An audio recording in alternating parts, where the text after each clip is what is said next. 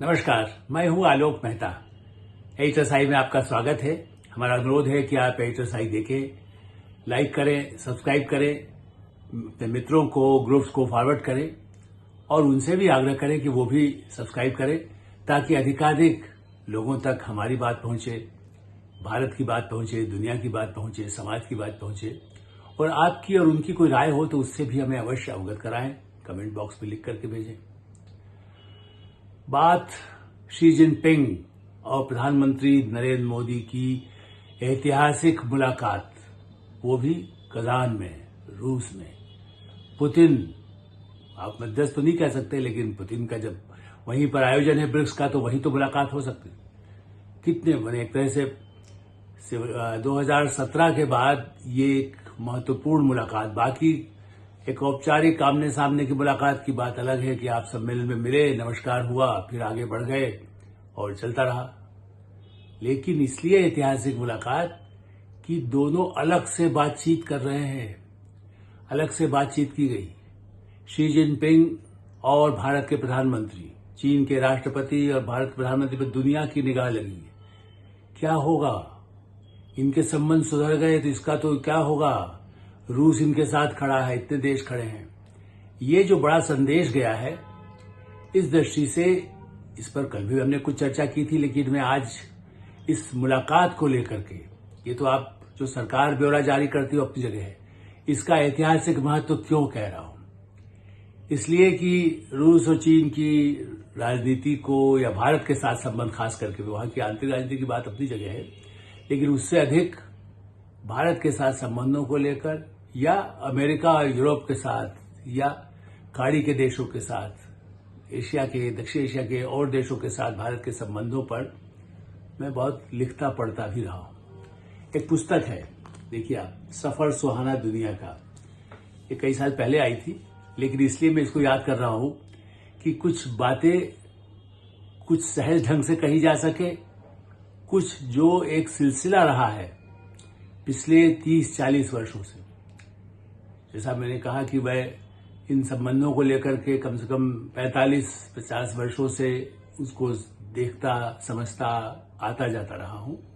और इसलिए मैं शी जिनपिंग की, प्रधानमंत्री नरेंद्र मोदी से मुलाकात का एक शीर्षक बताना चाहता हूं, जो मेरी पुस्तक में है, जो बहुत पहले लिखी थी, लेकिन बदल तो तब से रहा था। दीवार पर बदली इबारत। दीवार पर चीन का एक पूरा चैप्टर है। आप पुस्तक कभी अमेज़न में जाएंगे तो सफर सुहाना दुनिया का देख लें। अब ये ठीक है कि उसमें बहुत कोई बातें पुरानी भी होगी, लेकिन उसका इतिहास भी होगा, संस्कृति होगी, भारत के साथ संबंधों की चर्चा होगी। हाल के वर्षों में जो बदलाव आए हैं, आर्थिक या दूसरे व्यापारिक या कुछ कड़वाहट, वो चाहे न भी हो, लेकिन संदर्भ सामग्री के रूप में और ऐतिहासिक पृष्ठभूमि में, जिसका मैंने नाम दिया कि दीवार पर लिखती बदलती इबारत।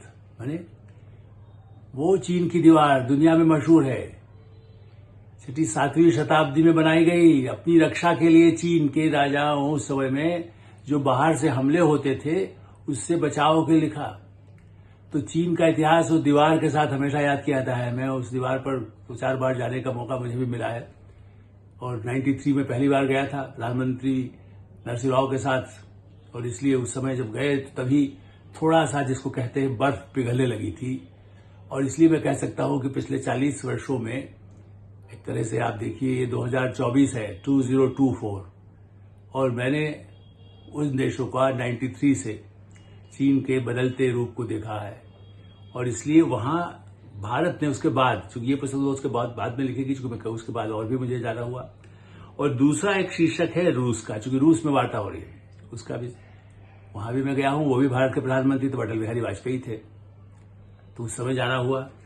और ऐसे भी मास्को के और यहाँ के नेताओं से, राजनयिकों से तो मिलना। भारत रूस में जो राजदूत रहे, निर्मल गुजराल से लेकर के, बाद में भी विदेश मंत्रालय में एस जयशंकर भी रहे, और भी जो विदेश सचिव रहे उस समय में, बाद में जो विदेश सचिव बने, ऐसे राजदूतों से मास्को में या अमेरिका में या चीन में मिलने के अवसर मिले हैं। और इसलिए रूस का काला सागर से दोस्ती और प्यार का संदेश, आप कहिए ब्लैक सी और ब्लैक सी पर मैंने कब लिखा, 72-73 में बच्चों की एक पत्रिका थी पराग, अब बंद हो गई। उसमें ब्लैक सी को लेकर के, चूंकि बच्चों को कुछ दुनिया उस समय सोवियत रूस था, पूरा रूस अलग नहीं हुआ था, लेकिन काला सागर तो नाम भी लगता था ब्लैक सी। जैसे इस समय साउथ सी चल रहा है, साउथ सी को लेकर के अमेरिका यूरोप हिला हुआ है, कहीं भाई साउथ सी पे चीन घुसेगा, भारत की तरफ देखता है, भारत पूरी सुरक्षा के इंतजाम करे ताकि चीन यहां से कहीं आगे तो नहीं जाएगा।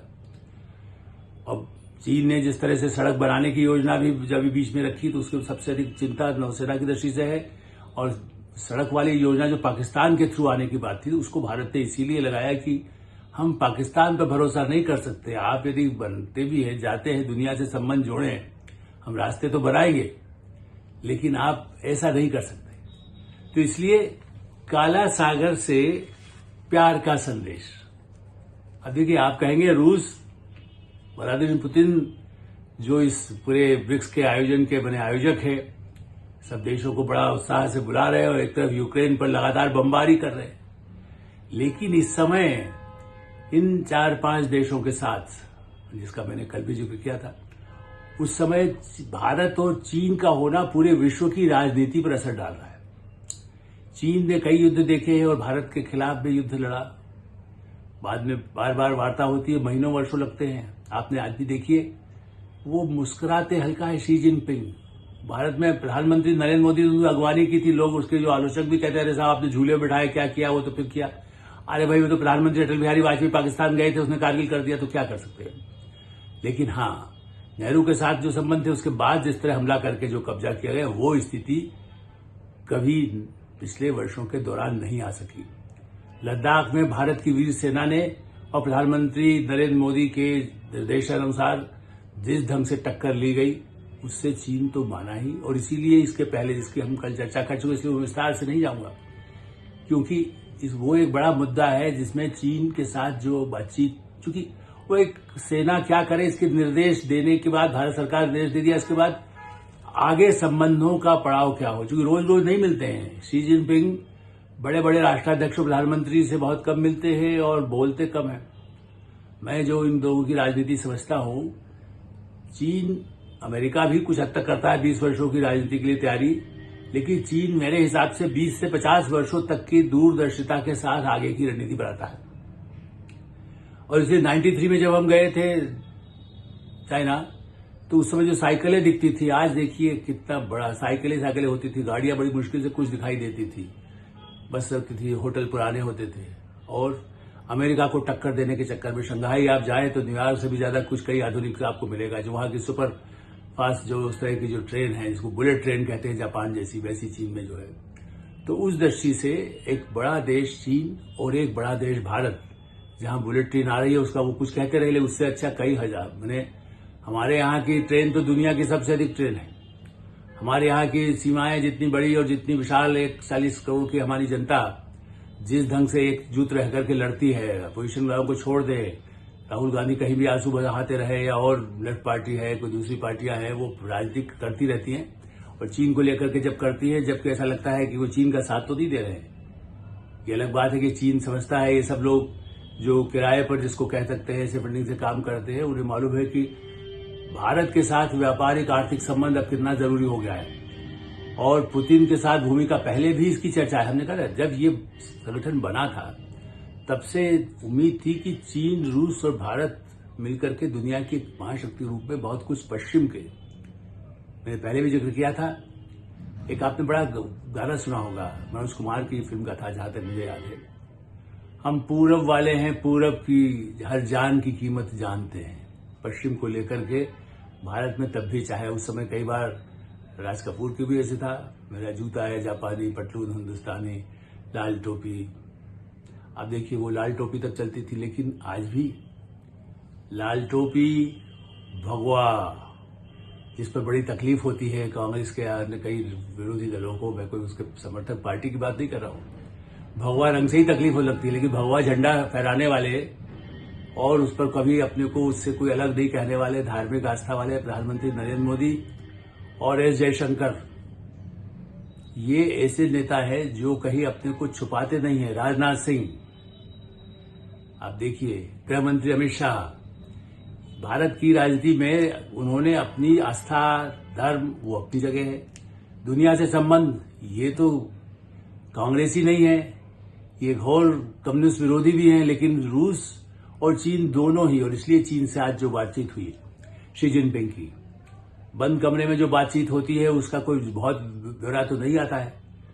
हाँ, आगे संबंधों को बढ़ाया जाए, आर्थिक संबंध बढ़ाया जाए, हमारे सेना जो है वो एक दूसरे की सम्मान की रक्षा करे, जो अपने क्षेत्र में है वही वहां रहे, और इसकी घोषणा इसलिए पहले कर दी गई ताकि ये लगे नहीं कि प्रधानमंत्री ये कर रहे हैं। तो सेना के हमारे प्रमुख ने भी, भारत के सेनाध्यक्ष ने भी स्पष्ट कर दिया कि हाँ, इस पर आगे कदम बढ़ाया जाएगा। जो हमारी तरफ से भी उतनी संख्या में लोग रहे, हमारी तरफ से उतने रहे, उतने सामने रहे, हम अपने अपने क्षेत्र में रहेंगे जो 2020 के पहले था। तो वो समझौते की चर्चा हम पहले भी कर चुके हैं और वो पहले घोषित सब जगह मीडिया में भी आया।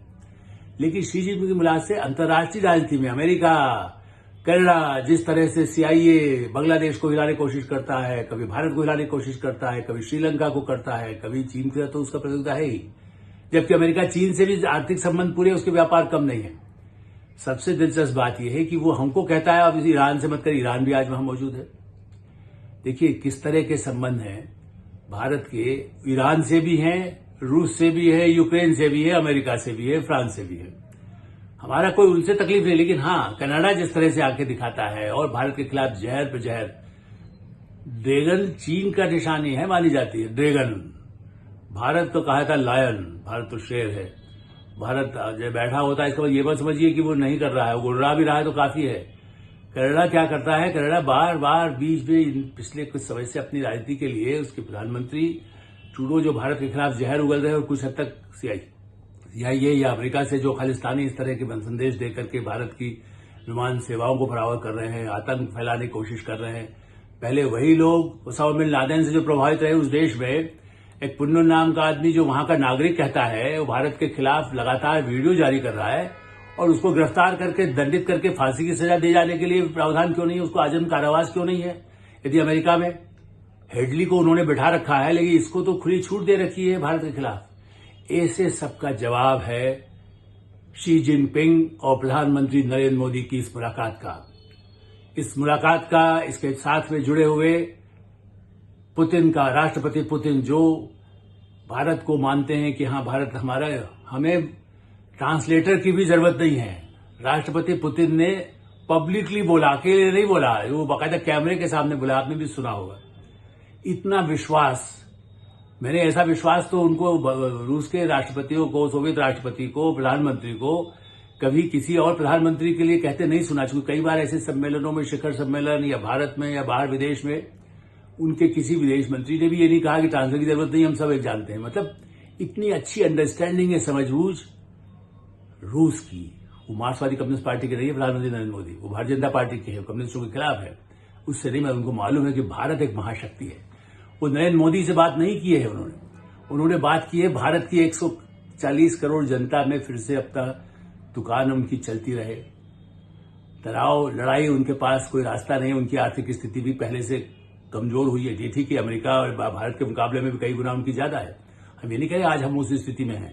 इसलिए प्रधानमंत्री नरेंद्र मोदी तो 2047 का टारगेट विकसित भारत का रखा जाता है। वो ये नहीं कह रहे कि हम ही सुपर पावर आज हो गए, लेकिन हाँ सुपर पावर के बराबर। सुपर पावर उनसे कह रहा है, रूस कह रहा है कि यूक्रेन को समझा लीजिए, यूक्रेन कहता है आप समझा लीजिए, अमेरिका कहता है, बाइडेन कहते हैं आप समझा लीजिए, ब्रिटेन के प्रधानमंत्री हो, पूर्व प्रधानमंत्री हो, कहते हैं आप समझा लीजिए, जर्मन के चांसलर हो, वो कहते हैं आप समझा लीजिए, जापान के प्रधानमंत्री हो कहते हैं, संयुक्त अरब अमीरात, सऊदी अरब के नेता है वो कहते हैं, ईरान इजराइल के हमलों के बाद बुरी तरह तिलमिलाया हुआ है, हमले कर रहा है, वो भी कहता है कि भारत इजराइल और ईरान के बीच में कुछ शांति के रास्ते निकाल सकता है। ईरान के नए राष्ट्रपति के साथ भी प्रधानमंत्री की मुलाकात हुई है। तो शी जिनपिंग के साथ इस मुलाकात से काला सागर से दोस्ती और प्यार का संदेश, ब्लैक सी, वो ब्लैक सी हमारा इंडियन ओशन है, वो ब्लैक सी है, वहां पर बाल्टिक सी भी उस एरिया की तरफ से माना जाता है, और उसी तरह से ये है। और वहां आप देखिए कि उनका भी एक ऐतिहासिक पुराने भारत के साथ सांस्कृतिक संबंध भी रहे हैं, चीन के साथ भी रहे हैं, आर्थिक इस सेना के बार बार सीमा पर जब उनके अतिक्रमण की कोशिश वो करते हैं, अतिक्रमण कहें, घुसपैठ की कहें, अब ये तय हो गया है कि वो अगले कई, चूंकि वहां बार बार नीति जैसा मैंने कहा 50 वर्ष की बनाते हैं, तो अब उन्होंने सोच लिया कि अब भारत से लड़ना नहीं है, भारत के साथ खड़े रह करके हम अमेरिका और यूरोप के साथ भी कुछ कर सकते हैं। लेकिन भारत सावधानी बरतेगा, ऐसा नहीं कि भारत एकदम आंख मूंद करके जैसा पहले कहा था हिंदी चीनी भाई भाई के समय और हमला कर दिया, ये नहीं। उसके लिए इसका क्या संदेश जा रहा है? लद्दाख और अरुणाचल प्रदेश में भारत सरकार पिछले 10 वर्षों में जिस बड़े पैमाने पर सुरंगों से, सड़कों से, मैं अरुणाचल में मैं गया हूं, इसलिए मैं कह सकता हूं, लद्दाख में गया हूं, कठिन में, बल्कि पहाड़ गिर गया तो मुझे तो पूरा कई घंटों रास्ता निकलना, मुझे ऐसा लगा था कि अब जीवन में रहेगा नहीं। ऐसी स्थिति में लद्दाख में मैं गया हूं, इतने दूभर रास्तों में। जो झील है वो, जिसको लेकर के ही जितना ज्यादा उस पूरा बांटता है भारत और चीन के बीच, उस झील का रास्ता जाता है, और उसको लेकर के भी उस झील के सामने आप जाइए, कैसा पानी है, ब्लू वाटर जिसको कह सकते हैं, आप बिल्कुल लगता है कि कहाँ आप आ गए। इसमें कोई शक नहीं, हिमालय तो स्वर्ग यदि कहीं है तो हिमालय की कंदराओं में, कश्मीर में है। तो हम पाकिस्तान से भी भारत सरकार यही कहती है, हम सब भारत की जनता भी कहती है, भैया लड़िए मत, आओ मिलकर कुछ चले, आतंकवाद क्यों फैला रहे हो, क्यों भेजते हो। लेकिन वो बाज नहीं आ रहा है, उसे चीन का समर्थन मिलता है। इस बातचीत से ये भी उम्मीद की जानी चाहिए कि जो धमकियां और जो आतंकवाद बार बार फैला रहा है पाकिस्तान, उसको भी मदद नहीं की जाएगी चीन की तरफ से कम यूं ठीक है, उसके साथ संबंध रखे, जैसे हम अमेरिका के साथ, ईरान के साथ संबंध रखते हैं, वो भी रूस अपना साथ संबंध रख सकता है, वही चीन रख सकता है। तो शी जिनपिंग की इस मुलाकात का दूरगामी संदेश है। वहां की, आप कह सकते हैं कि चीन की दीवार पर जो इबारत नहीं लिखी जा रही है कि भारत के साथ हमें संबंध ठीक रखना है, भारत के लाल किले से और भारत के इंडिया गेट से, यदि आप कहें तो प्रधानमंत्री नरेंद्र मोदी का भी यही संदेश शी जिनपिंग को दिया गया कि हम शांति चाहते हैं, आप शांति से रहिए, संबंध हमारे पुराने हैं। आपने भी बहुत वेद पुराणों का अध्ययन अपने यहाँ पहले ट्रांसलेट करा के रखा है, समझिए कि हमारी संस्कृति क्या है। और गौतम बुद्ध से लेकर के महात्मा गांधी तक सारा विश्व मानता है, और इसलिए हम शांति के दूत की तरह ही आपसे भी आग्रह करेंगे, आप शांति के साथ पूरे मानव सभ्यता की, मानव समाज की शांति के लिए प्रयास करें। हम भी उम्मीद करते हैं कि दोनों तरफ अब शांति के जो झंडों का तय हुआ है, थोड़ा बहुत जो दूसरा जिनको खटकता है, जिन देशों को, इस दोस्ती को या संबंधों को सामान्य, उसमें तो वो कहीं न कहीं आग लगाने की कोशिश करते रहेंगे। लेकिन हमारी सेना बड़ी ही अनुशासित है और चीन भी बगैर शी जिनपिंग के इशारे के कुछ नहीं कर सकती। इसलिए उम्मीद करें कि सीमा पर शांति हो, अरुणाचल से लेकर लद्दाख तक, बाकी और सीमा के जो कुछ विवाद पहले पुराने चल रहे हैं, वो वार्ताएं होती रहे, लेकिन पूरे दुनिया को शांति देने में भारत की भूमिका आगे बढ़ती रहे। एडर्साइड में यही विराम देते हैं। आप एडर्साइड देखते रहें, लाइक करें, सब्सक्राइब करें, मित्रों को, ग्रुप्स को भेजें और उनसे भी सब्सक्राइब करने का आग्रह करें। धन्यवाद, नमस्कार।